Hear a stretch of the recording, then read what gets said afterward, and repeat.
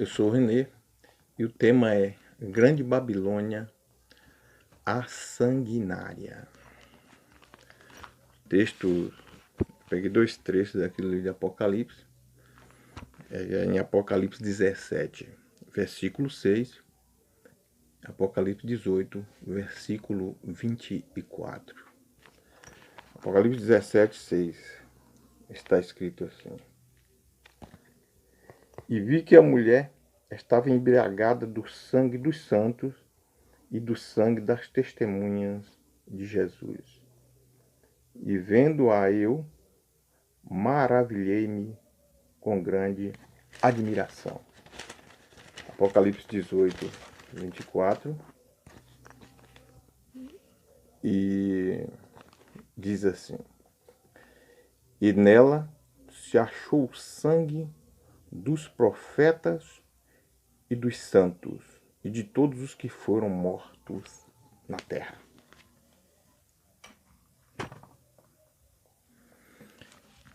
Mais uma vez eu escrevi para ser objetivo.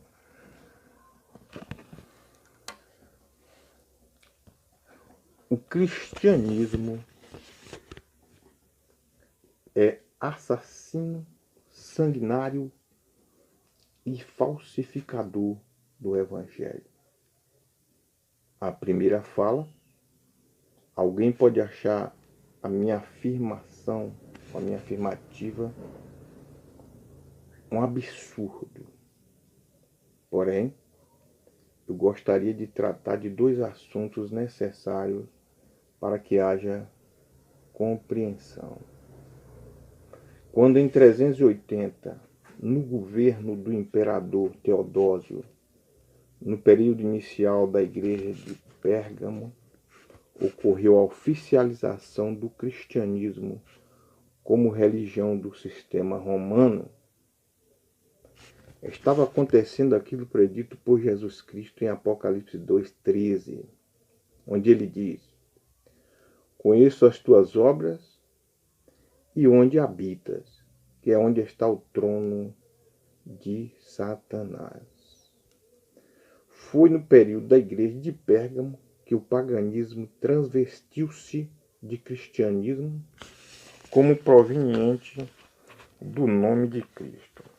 Literal ou etimologicamente, sim. Espiritualmente, não. Como é natural, as coisas não acontecem repentinamente, mas num processo lento e progressivo, conforme o curso da história da humanidade. Com o passar do tempo, o cristianismo tornou-se o paganismo em toda a sua estrutura formal e no seu sistema funcional. A confusão, a incerteza, a profanação, a idolatria generalizada, onde o homem cria o seu próprio Deus, prostra-se diante dele e diz: salva-me.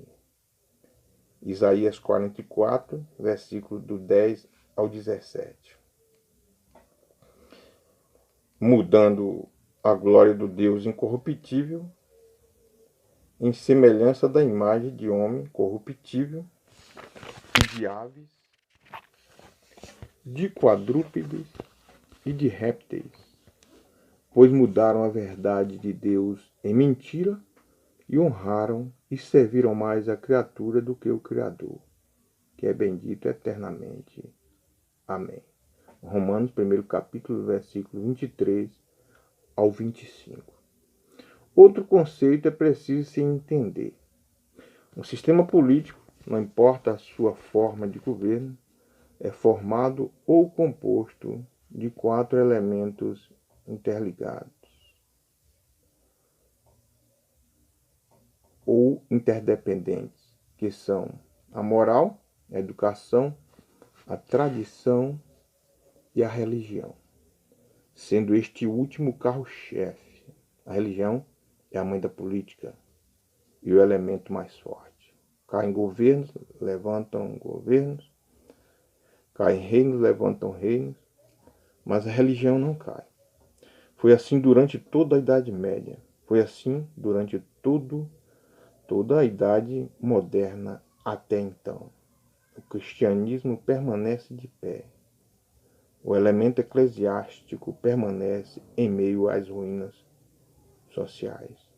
Na verdade, o termo cristianismo só deixará de existir com a volta de Cristo, quando haverá uma restauração e o termo evangelho ressurgirá como marco de uma nova era, quando os ímpios serão destruídos e os salvos serão ingressados na eternidade.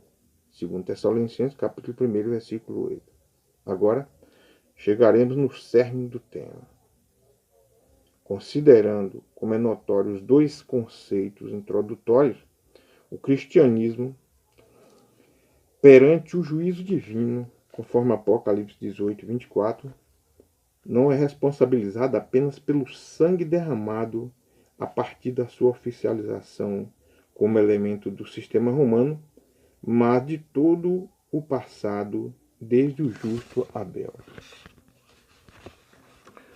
O cristianismo, como elemento do sistema ocidental, assumindo e se autodenominando a mãe da civilização cristã, torna-se reconfessa diante do tribunal divino como culpada de todo o sangue derramado em todo o curso da história da humanidade. O sangue dos profetas, dos santos, de todos os que foram mortos na terra. Apocalipse 18, 24. O cristianismo é edificado em sangue. O sangue de Estevão, o sangue de Pedro, de Tiago, de Paulo. O sangue derramado durante as igrejas de Éfeso e Esmirna. O sangue das cruzadas, o sangue das colonizações, das guerras civis e mundiais.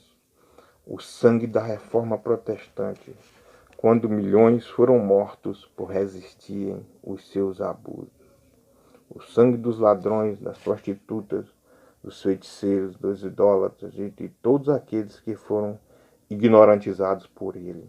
O cristianismo, que achavam e acham que basta ser membro ou cidadão de uma civilização dita cristã para entrar nos céus. Todos aqueles que sustentarem a bandeira deste sistema em detrimento da Santa Aliança serão responsabilizados e penalizados pelo tribunal divino, conforme afirma Jesus.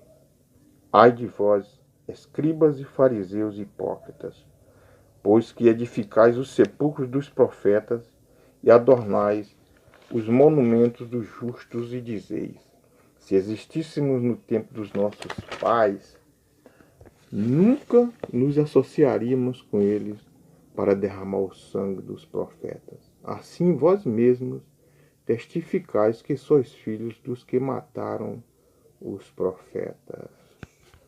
Como escapareis da condenação do inferno? Mateus 23, versículo 29 a 33.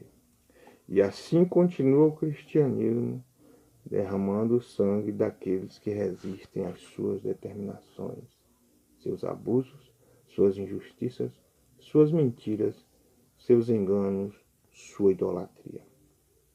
E por incrível que pareça, quem derramará o sangue dos resistentes do projeto 666, quem derramará? O islamismo? O shintoísmo? O budismo? O confucionismo? Não. Outro qualquer? Não. O cristianismo. Para que se cumpra a escritura do versículo 24 de Apocalipse 18, o ecumenismo, ou fusão de todas as religiões do mundo, promovida por ninguém mais, ninguém menos que o cristianismo, será consolidado quando ele será o elemento religioso de um sistema globalizado.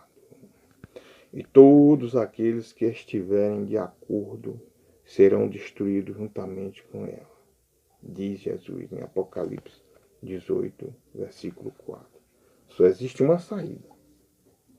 Como foi na época de Noé, aceitar o Evangelho, a Santa Aliança, conforme está em 2 Tessalonicenses, capítulo 1, versículo 8, onde está escrito: Jesus virá como labareda de fogo, tomando vingança contra os que não conhecem a Deus e os que rejeitaram o Evangelho de nosso Senhor e Salvador Jesus Cristo. O Evangelho é a única saída, é a tábua de salvação. Que Deus nos abençoe, nos guarde. O Evangelho é o esconderijo do Altíssimo. O Evangelho é o porto seguro. É a zona de conforto para aqueles que queiram viver eternamente com Deus. Que Deus nos abençoe e nos livre de todo engano. Amém.